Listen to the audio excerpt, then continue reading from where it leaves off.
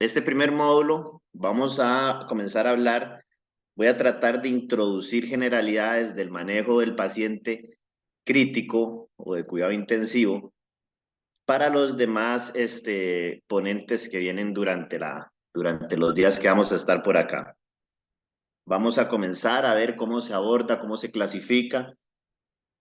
Cuando hablamos de manejo intensivo, tenemos que tener en nuestra mente un montón de escalas. Actualmente, la categorización de un paciente nos demuestra que es la mejor manera para poder prever, anticiparnos a las situaciones.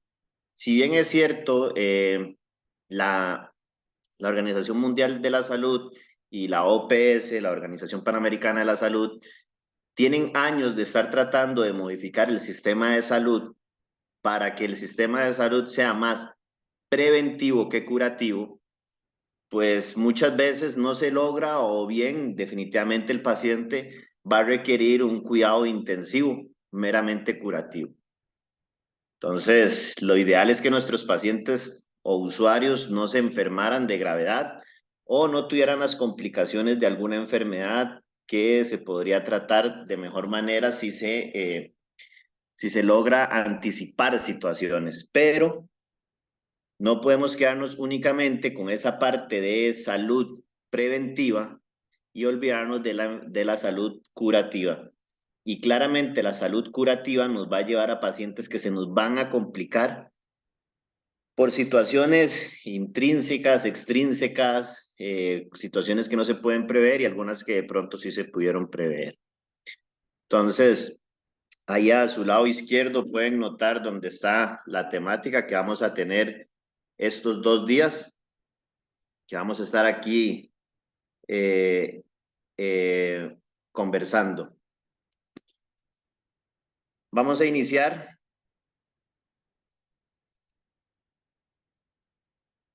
con esto. Esa imagen que vemos por ahí, de pronto es muy fácil pensar que ese es un paciente crítico. A simple vista, todos podemos pensar que es un paciente crítico, que está conectado a una ventilación mecánica. Claramente, una de las funciones vitales del organismo no se está dando de adecuada manera. Por lo tanto, ese paciente requiere de un soporte avanzado. Pero nos surge la pregunta, ¿este otro paciente acá será un paciente con potencial para convertirse en un paciente crítico? Aquí lo que estamos viendo es un paciente de ortopedia con una fractura posiblemente de fémur y tibia o tibia y peroné y que haya afectación de la articulación de la rodilla. Es un paciente que de pronto en este momento estamos viendo sentado en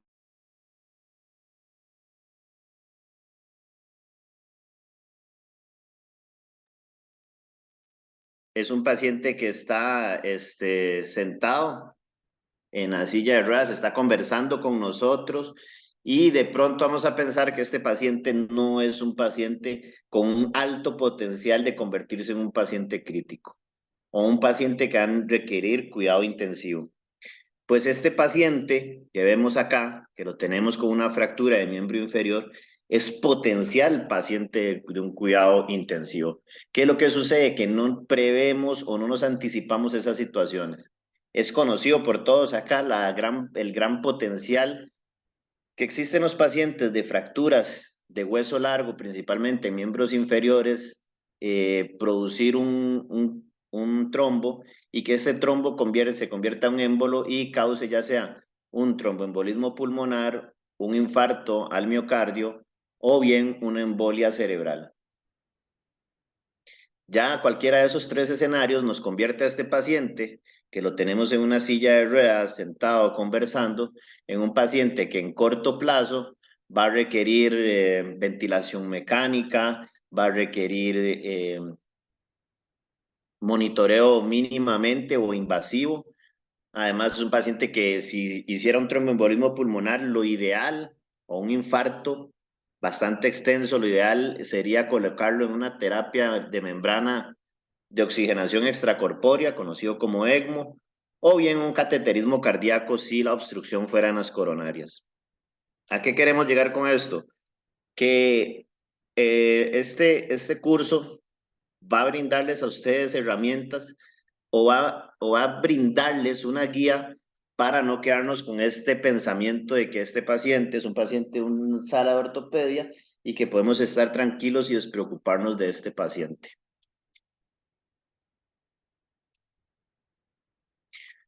Por acá quiero también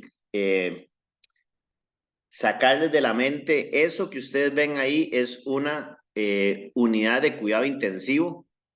La unidad de cuidado intensivo es una estructura física que más allá de tener las mejores tecnologías, ventiladores, infusiones, monitores y demás, es solamente físico. No tenemos que encasillar a los pacientes, que el único paciente intensivo va a ser el que está en la unidad de cuidado intensivo, porque la unidad de cuidado intensivo como tal es únicamente una estructura física. Cuidado crítico se puede brindar en cualquier lado. Hemos brindado cuidado crítico, eso es una avioneta con una cabina no presurizada y eso es cuidado crítico. Si nos quedamos pensando que únicamente el cuidado crítico es el que se brinda en esta planta física, pues no vamos a poder prever o no vamos a tener conciencia como tal de lo que se está brindando. Como les comentaba, esta imagen, es una experiencia que podemos vivir de brindar cuidado crítico en traslado de paciente aeromédico en la modalidad de ala fija, o sea, una avioneta con una cabina no presurizada en medio de la pandemia. Un paciente que venía en ventilación mecánica, asistía con un monitoreo mínimamente invasivo, con una línea arterial para medir la presión en tiempo real, venía con sedanalgesia y soporte de vasopresores con norepinefrina. No es necesario tener un hospital con una unidad de cuidado intensivo para brindar cuidado crítico. Y es lo que tenemos que ver y lo que nos atañe en este momento, hablar de estas situaciones, del paciente crítico. Iniciando con el abordaje del paciente crítico, tenemos esta escala. El día de hoy vamos a hablar de muchas escalas que tenemos que tenerlas presentes a la hora de abordar un paciente. Vamos a iniciar con la escala de SOFA, Sepsis Related Organ Failure Assessment. Esta escala, lo que vamos a ver es la parte del sistema nervioso central. Vamos a hacer una valoración con la escala de Glasgow. Esta escala la vamos a mencionar varias veces el día de hoy, donde, dependiendo de la escala de Glasgow que tengamos nuestro usuario, le vamos a otorgar un puntaje.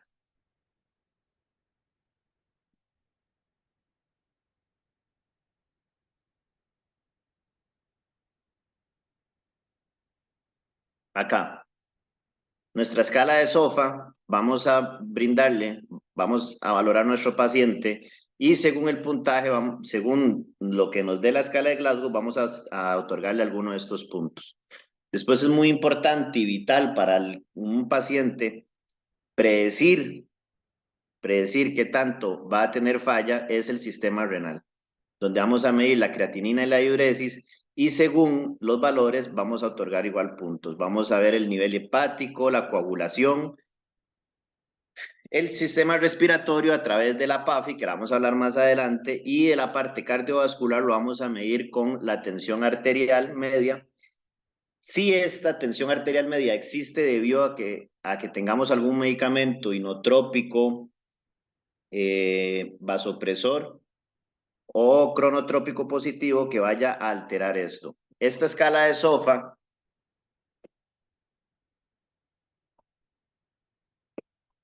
es una escala que se utiliza desde primer mundo hasta países subdesarrollados. ¿Por qué? Porque es una escala que tiene una alta sensibilidad para decirnos qué esperar de nuestro paciente. Un paciente que entre en sepsis y que exista un fallo orgánico es un paciente que va a tener un mal pronóstico. Si nosotros logramos atajar esa sepsis antes de que llegue a tener una escala de SOFA superior a los 2 puntos, va a ser beneficioso para el usuario. Los pacientes de cuidado crítico, y aquí me permito, vamos a tratar de sacar la palabra del paciente de cuidado intensivo, porque la unidad de cuidado intensivo es una planta física. Vamos a hablar de cuidado crítico. El cuidado crítico, nuestros pacientes van a tener muchas invasiones. ¿A qué me refiero a invasiones? Vamos a tener agentes externos que van a invadir el cuerpo del paciente para darle su tratamiento. Si bien es cierto, estas herramientas nos brindan terapéutica, monitorización, es un puente abierto a que se brincan las primeras fases del sistema inmunológico. Por ejemplo, la vía aérea superior, una de sus principales funciones es calentar el aire que ingresa, pero también el atrapar patógenos a través de los cilios y formarlos en mucosidad.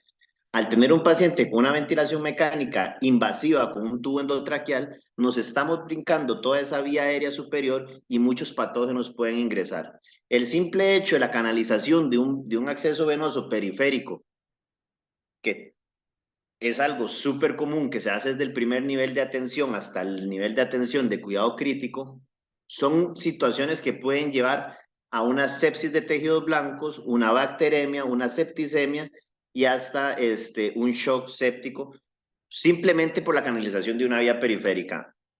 ¿Cuánto más es el riesgo si tenemos un acceso venoso central a nivel subclavio, yugular, femoral? Además tenemos la canalización de una línea arterial.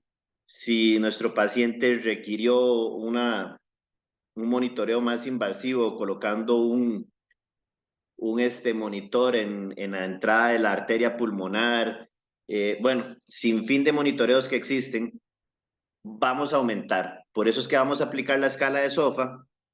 Esta escala, pues claramente vamos a necesitar un acceso al expediente, a los laboratorios del usuario y una monitorización acertada para tener la tensión arterial media. Al sacar esta escala, SOFA, si nuestro paciente en un término de 4 horas aumenta más de 2 puntos, es un paciente que está entrando en fallo orgánico. Hay un desacoplamiento orgánico y es un paciente que claramente se nos va a complicar, máximo si es un paciente que ya se encuentra en una unidad de cuidado intensivo y le estamos brindando cuidado crítico. Esa es la escala de SOFA grande. Tenemos una escala de SOFA conocida Quick SOFA, que es una escala recomendada para valorar la posibilidad de que el paciente se nos vuelva grave. Es la misma SOFA, pero la hacemos de manera rápida. ¿Qué es lo que vamos a valorar? Una frecuencia respiratoria que sea superior a las 22 respiraciones por minuto, alteración del nivel de conciencia. Vamos el día de hoy a estudiar la adecuada diferenciación entre oxigenación y ventilación. Vamos a estudiar una escala para los niveles de alteración de la conciencia con el delirio del paciente crítico. Y si la tensión arterial del paciente, la tensión arterial sistólica, es menor a 100 milímetros de mercurio. Si la puntuación SOFA es mayor de 2 puntos, este paciente debería ya estar en la UCI y posiblemente es un paciente que vaya a fallecer. Con estas simples 3 preguntas, dándole un punto a cada una de ellas, podemos predecir mortalidad y ingresos a la UCI. Un momentico, que es que le estoy dando ingreso a una compañerita. Ok, ya ingresamos, ok. Ahora, ¿qué otra escala vamos a tener para la valoración del usuario críticamente enfermo? Este es un valor que no se le ha brindado la atención que haya que tenerle en cuenta. El lactato. Todos hemos visto en algún momento un reporte de gas arterial donde nos diga lactato.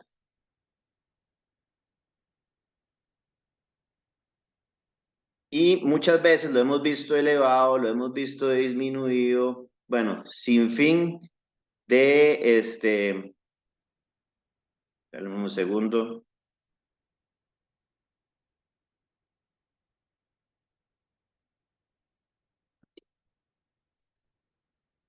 y no le hemos tomado la atención a ese lactato. Resulta que existen un montón de estudios donde han hablado del lactato, estudios y artículos publicados en Lancet, Oxford, bueno, sin fin, tenemos también a nivel latinoamericano. Ahorita les hablo de esta tabla, porque esta tabla es orgullosamente peruana, donde habla del predictor de muerte, que es el lactato. Un paciente que ya está realizando respiración láctica y está creando el componente del lactato, es un paciente que pronto va a fallecer o va a tener una complicación.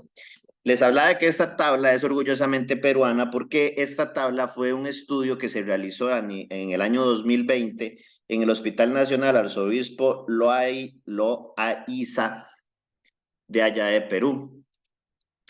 Me pareció súper importante agregarlo porque a nivel latinoamericano también estamos haciendo estudios que tienen un impacto y estudios que de verdad demuestran el cuidado crítico que se brinda a nivel latinoamericano.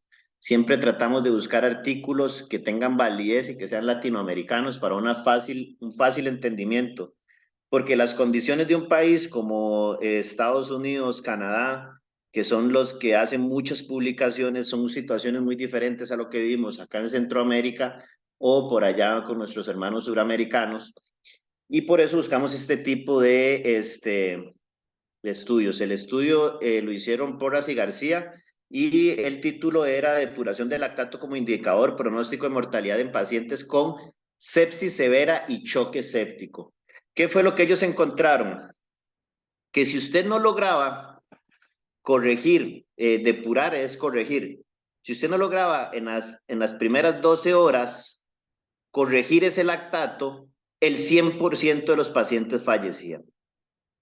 Todo aquel paciente que en 12 horas no se le lograba corregir el lactato elevado, ya fuera que estuviera elevado 1, 2, 3 puntos, pero si no se le corregía ese lactato en las 12 horas, el 100% de pacientes fallecían. Ya con solo este primer argumento nos da a decir de que un paciente con lactato alto, ya sea porque está hipercámnico, acidótico, un mal patrón ventilatorio, una sepsis, si permanece ese lactato alto por 12 horas, los pacientes fallecían.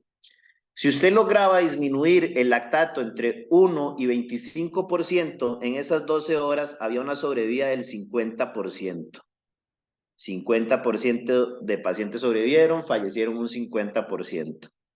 Si usted lograba disminuir entre un 26 a 50% ese lactato, o sea que si teníamos un lactato en 4.2 y lo lográbamos llevar a 2.1, el 57% fallecían, pero había un 42% de sobrevida.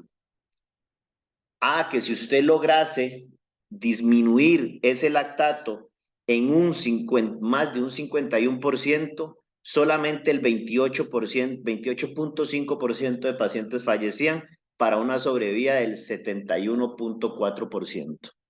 Vean cómo lograr corregir más del 50% del lactato, de 10 pacientes se nos morían 10, pero logrando hacer una corrección del lactato de más del 50%, de 10 pacientes, 7 sobrevivían.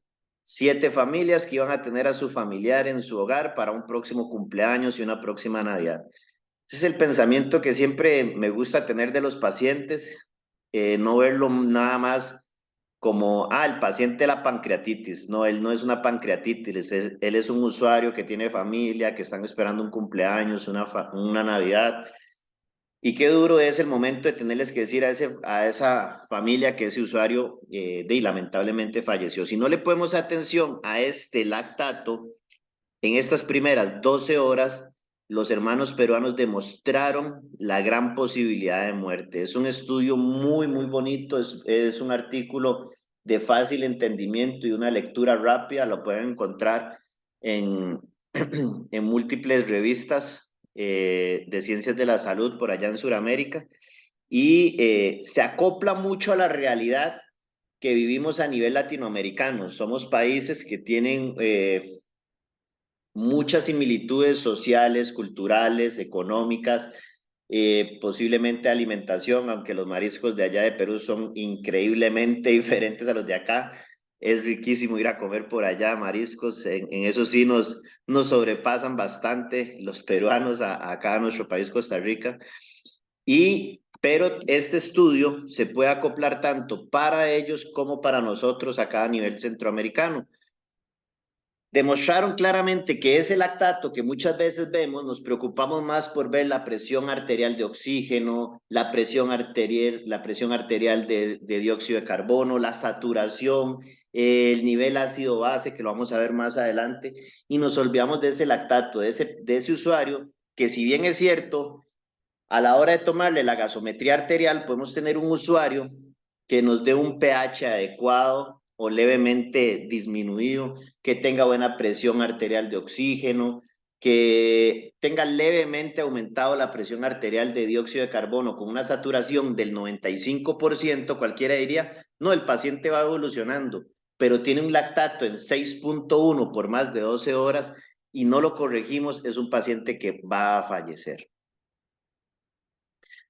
También se volvió algo muy común, muy de todos los días en el periodo del COVID-19, la relación presión arterial de oxígeno con la fracción inspirada de oxígeno, más conocido popularmente en los bajos mundos del cuidado crítico como la PAFI.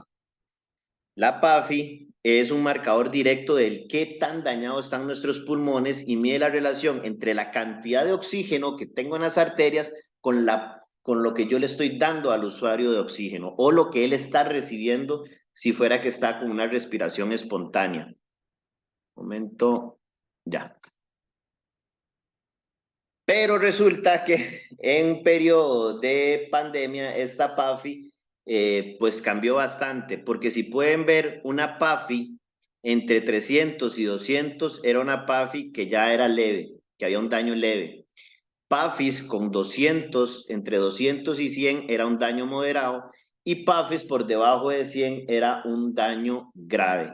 Durante el periodo de COVID-19, que la gran mayoría de nuestros pacientes padecía de un síndrome de estrés respiratorio agudo, porque recuerden que ahora esta A significa agudo, no del adulto, es síndrome de estrés respiratorio agudo. Eso es de la Declaración de Berlín, por allá del año 2010 se cambió la A de adulto por agudo.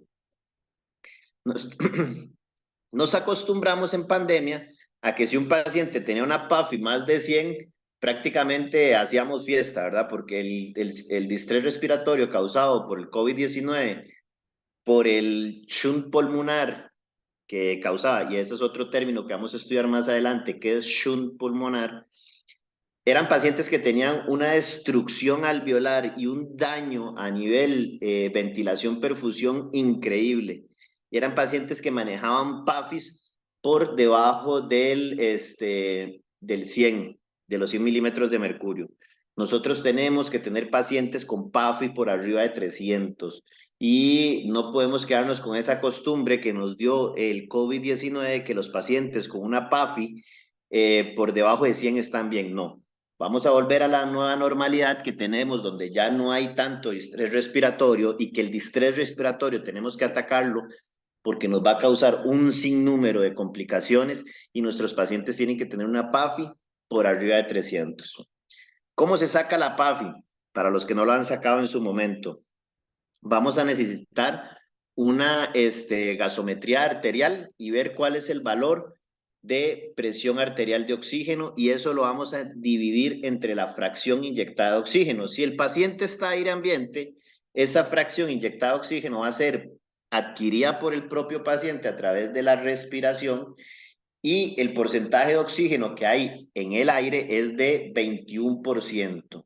No vamos a dividir la PaO2 entre 21 porque eso es un porcentaje. Tiene que ser entre 0.21. Que va a ser muy fácil sacar el porcentaje de oxígeno si nuestro paciente tiene una cánula alto flujo, CAF, o como le dicen en Sudamérica, un CAFO, o si nuestro paciente va a estar con una ventilación mecánica asistida, invasiva o no invasiva, porque el mismo monitor o el mismo dispositivo nos va a brindar el porcentaje de FiO2, que esté al 50%, al 100%, nada más ponemos un cero adelante, una coma, el valor y ahí nos da cuánto es el FIOS que le estamos dando al paciente. ¿Qué es lo que pasa cuando son pacientes que están iniciando? Por ejemplo, el paciente que vimos al inicio de la presentación, un usuario, un accidente de tránsito, una fractura de fémur, el cual se inmoviliza, comienza a referir disnea a muy corto esfuerzo. Necesitamos, creemos que es un problema de oxigenación, le colocamos una nasocánula y queremos saber la PAFI para saber si tiene un daño pulmonar o si esa sensación de disnea sea por un tromboembolismo pulmonar. Y le pusimos una nasocánula a 2 litros por minuto. Cada litro que le agreguemos por una nasocánula aumenta un 3% la fracción inyectada de oxígeno al 21% que tiene el paciente. En este caso, 3 y 3 son 6 y 21 sería un 27%. Ahí tendríamos que hacer la presión arterial de oxígeno, dividirla entre 0.27 y nos daría. Si este paciente tiene una PAFI por debajo de los 300, ya podríamos hablar de que posiblemente no sea un usuario que tiene un síndrome, un tromboembolismo pulmonar, sino que estaría haciendo un distrés respiratorio. Todo eso hay que agregarlo a la clínica. Si no tuviese en ese momento acceso a la presión arterial de oxígeno, existe otra medida que se llama, y les aseguro que en vía real mi letra es así de fea, la SAFI. Es menos sensible, pero nos puede ayudar a predecir el daño pulmonar o la inadecuada ventilación, perfusión de nuestros usuarios. ¿Qué es la SAFI? Es medir la saturación de oxígeno que nos da un monitor y dividirlo entre la fracción de eyección de oxígeno de nuestro usuario. Palabras simples y llanas, usuario con 90% de saturación al 21% si está aire ambiente. Eso no es tan sensible como la PAFI, pero podríamos utilizar la SAFI. Estas escalas que les acabo de dar son puramente para el abordaje inicial de un paciente, porque nosotros tenemos que saber si nuestro paciente de verdad es un usuario crítico o no es un usuario crítico. No podemos quedarnos con la posibilidad de que no sea un usuario crítico si no hacemos una adecuada valoración.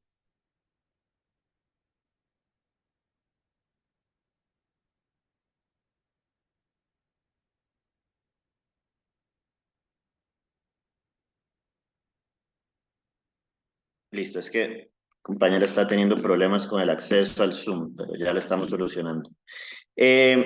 Ok, necesitamos tener todas estas escalas para, número uno, saber si nuestro paciente es crítico o no crítico.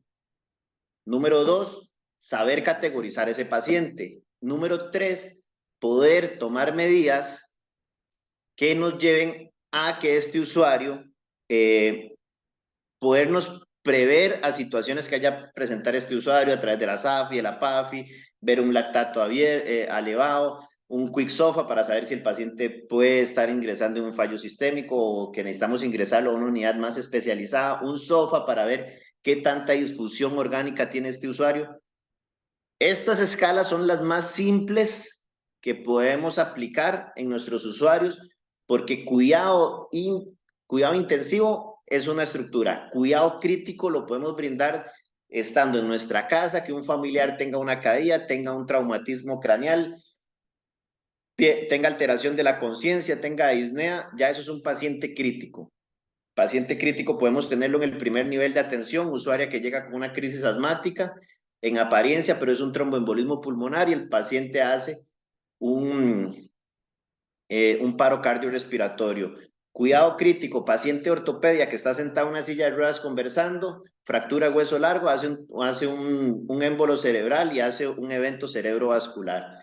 Paciente crítico, usuario de cirugía cardíaca, claramente es un usuario de cuidado crítico, pero todos estos pacientes desde la casa hasta la unidad de cuidado intensivo con el usuario de cirugía cardíaca, tengo que valorarlos, tengo que tener en mente todas esas escalas para saber si el paciente es o no es crítico. Y son escalas que con el tiempo comenzamos a hacerlas hasta de manera mental para atajar esos pacientes antes de que caigan a una emergencia. Ahora, ¿qué vamos a ver? Como siguiente punto, vamos a ver la vía aérea de difícil manejo. Esa imagen de esa muchacha que se ve ahí, que en apariencia es una persona sana, está alimentándose con vegetales, pero cualquiera diría, bueno, si esta muchacha o esta dama llegara a tener algún problema de ventilación, es muy fácil ventilarla. Es una persona delgada, saludable, se ven todas las piezas dentales, no se ven deformidades a nivel del cuello, de la cavidad oral. Es una usuaria que debería ser una vía aérea muy, muy fácil de manejar en caso de dicha necesidad. Les cambio el panorama. ¿Qué pasa si esta dama es alérgica a alguno de los componentes que están en ese plato? Y puede tener las mismas características, la usuaria no cambia, pero hace un edema de epiglotis por una reacción anafiláctica. Ya eso cambia el abordaje de esa vía aérea. Ya eso nos lleva a un usuario, una vía aérea de difícil manejo, que podemos no estar preparados por no hacer una valoración integral.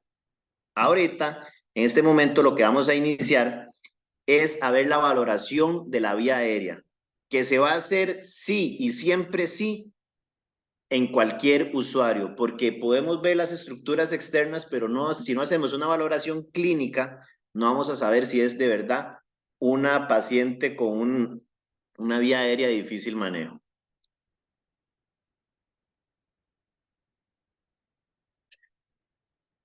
Para realizar una adecuada ventilación o una invasión de la vía aérea, ya sea por una mascarilla laringea o un tubo endotraqueal, necesitamos esta imagen que está acá. Esta imagen que está acá es la alineación de los planos para una adecuada ventilación. ¿Qué es lo que nos muestra? Que debe cruzar una línea en la parte anterior de las cejas, que una línea por la punta de la nariz tiene que poderse cruzar una línea totalmente directa al lóbulo de la oreja. Si hago la hiperextensión de la vía aérea, si este paciente por algún motivo no puede hacer una hiperextensión de la vía aérea, esta línea va a quedar de manera menos perpendicular o más perpendicular.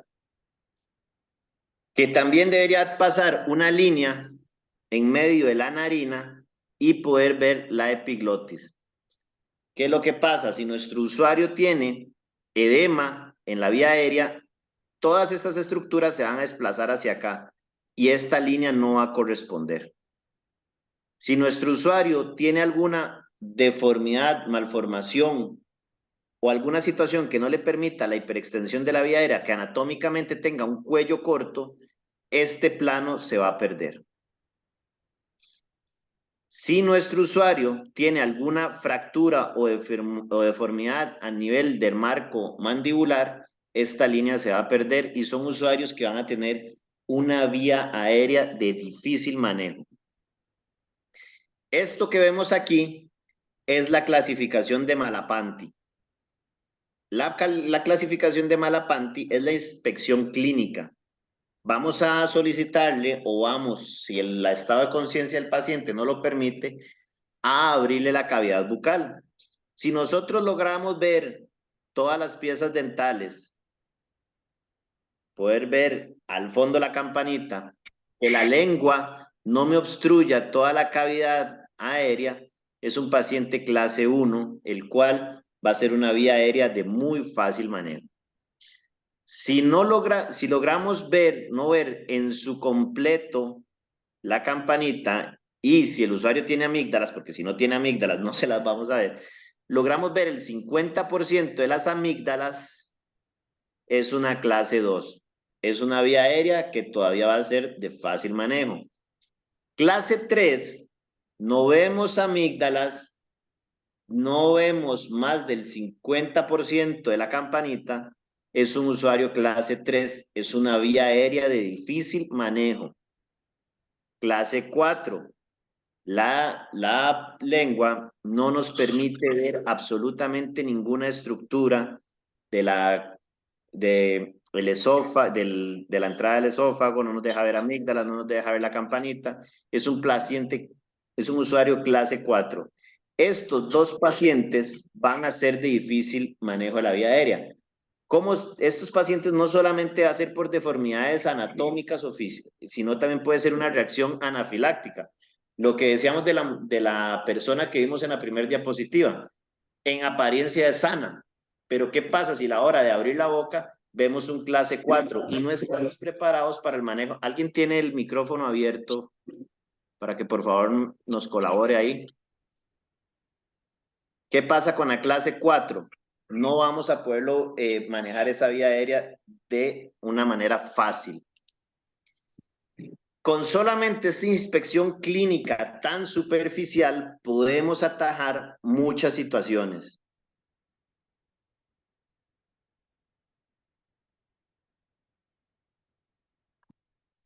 Ahora tenemos esta otra inspección que ya esta se va a realizar con la laringoscopía.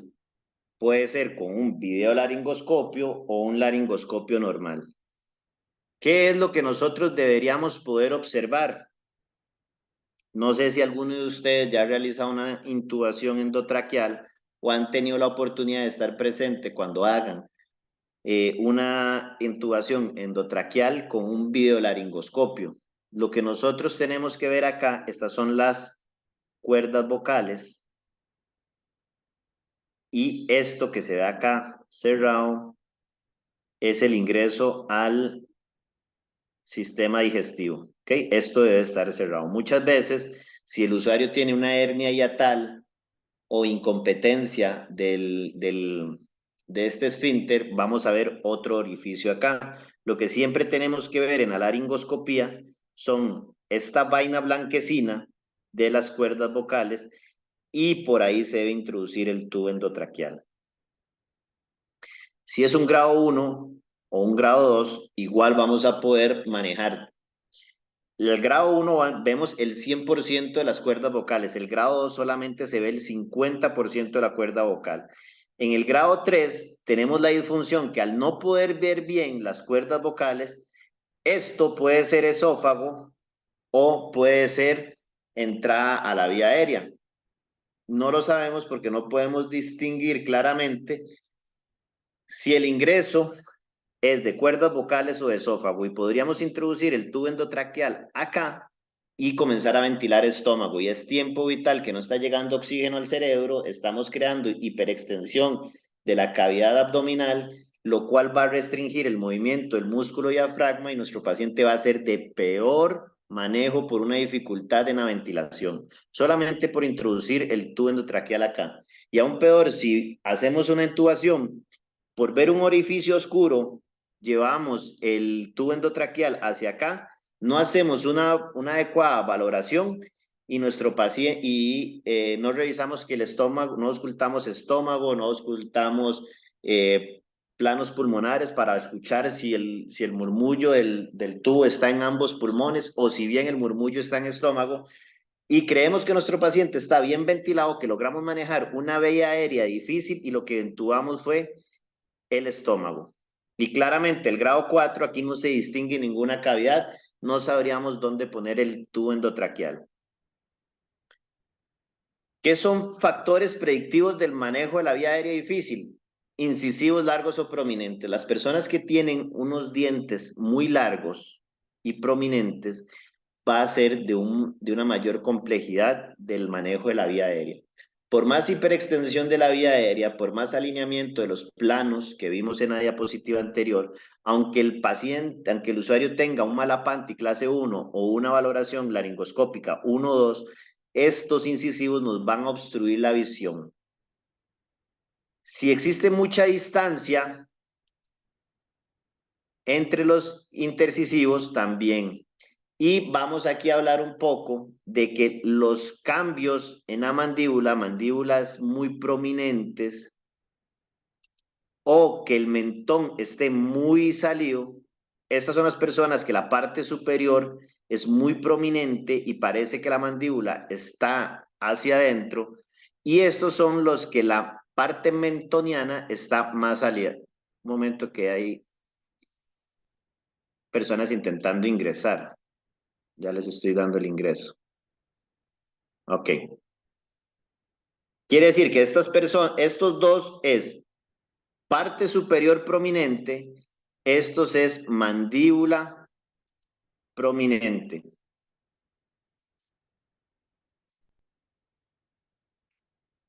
Un Malapanti mayor de 2, o sea, 1 2, todavía lo podemos, no es un predictor de vía aérea difícil.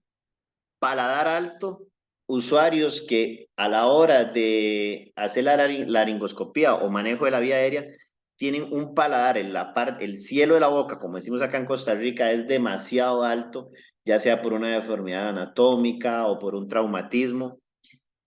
El problema de la lengua, una lengua de gran tamaño o que ese tamaño esté aumentado por edema, por un shock anafiláctico, un traumatismo o simplemente la fisiología, la anatomía del usuario, nos va a dar una predicción de vía aérea de difícil manejo y claramente cuello corto y ancho, que esto lo vemos en los pacientes PIWI o los pacientes que tienen un cierto grado de obesidad, son pacientes que van a tener, ok, copiado.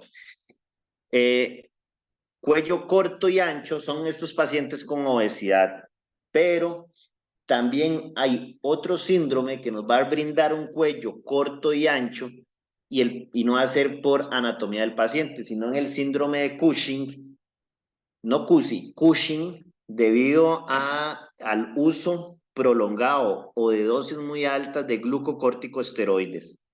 Son usuarios que se les va a crear una ojiva a nivel del cuello posterior y van a sufrir de van a simular un paciente obeso, pero es simplemente la reacción del cuerpo a los corticosteroides.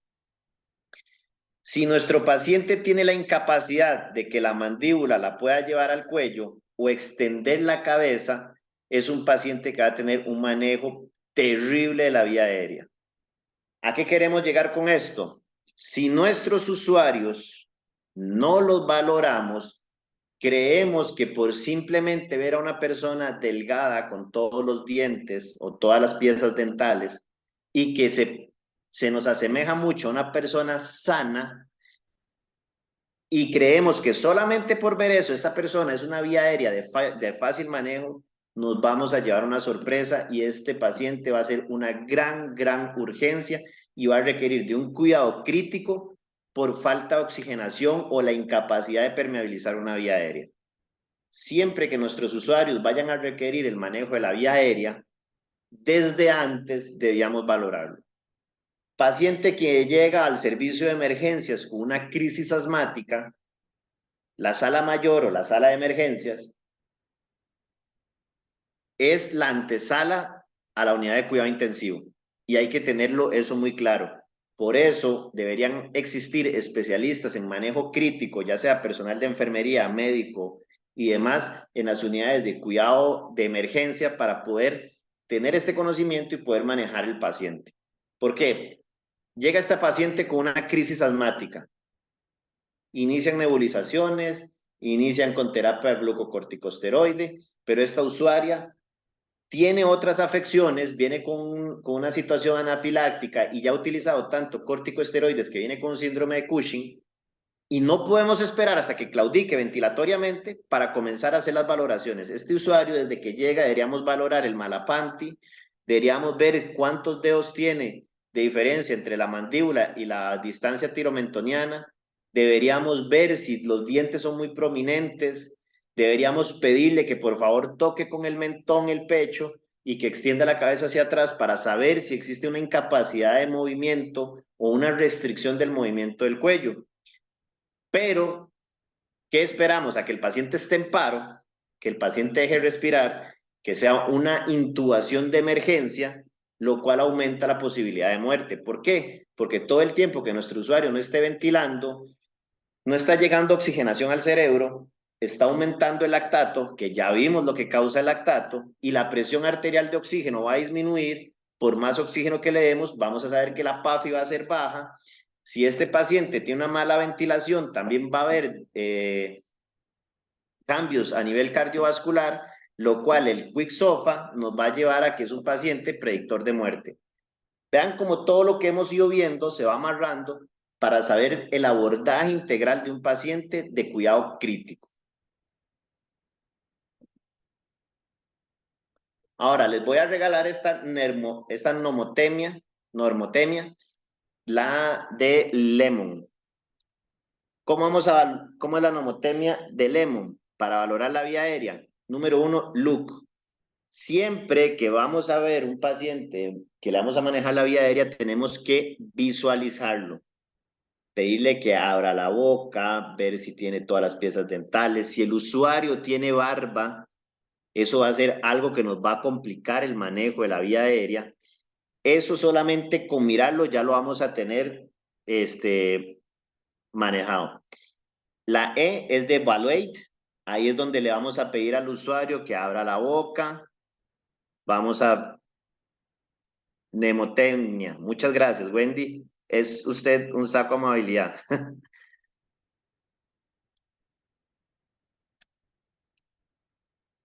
M de Malapanti. Siempre tenemos que verle el Malapanti a nuestros usuarios.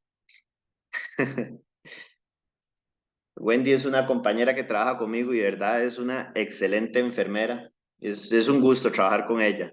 Por eso es que me dirijo hacia ella. Ella es demasiado, demasiado buena. Siempre tenemos que hacer el Malapanti a nuestros usuarios.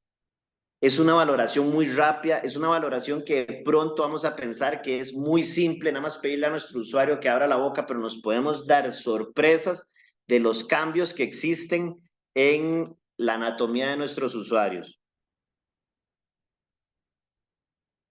La O de obstrucción, muchas veces con solo mirar, evaluar y hacer el Malapanti podríamos encontrar que nuestro usuario tiene un mal manejo de la vía aérea porque tenga un adulto mayor que se le zafó la pieza, la prótesis dental y es la que la está obstruyendo la vía aérea. Pero si no lo miramos, no lo evaluamos y no le hacemos el Malapanti, no vamos a poder llegar a la obstrucción. Y la N es de neck mobility, que es la movilidad del cuello. La, vamos a ver cómo era, mnemotecnia Lemon nos va a ayudar a una manera simple. Si el paciente cumple todo esto, va a ser una vía aérea de fácil manejo. Con solo que cambie una de estas, ya va a convertirse en una vía aérea de difícil manejo. ¿Qué es lo que nos va a decir que sea una vía aérea de difícil manejo? Que yo no debería esperarme a que el usuario entre en paro cardiorrespiratorio para atender la parte ventilatoria. Que yo no debería esperar o no debería tener listo, aparte del tubo endotraqueal, una mascarilla laringea o una mascarilla nasofaringea para la ventilación. Que yo no debería esperar a no tener un especialista, ya sea un urgenciólogo, un especialista en cuidado intensivo o un neumólogo, un anestesiólogo, que son especialistas en intubación, ya haberle avisado que el paciente tiene una vía aérea de difícil manejo. Debo tener bien listo el laringoscopio con todas sus hojas, que lamentablemente encontramos carros rojos o carros de paro que solo tienen una lengua de laringoscopio de un solo tamaño. O solamente tenemos la curva o solamente tenemos la plana, cuando claramente nuestros usuarios pueden cambiar, porque verlos por fuera no quiere decir que la vía aérea va a ser de ese tipo de manejo.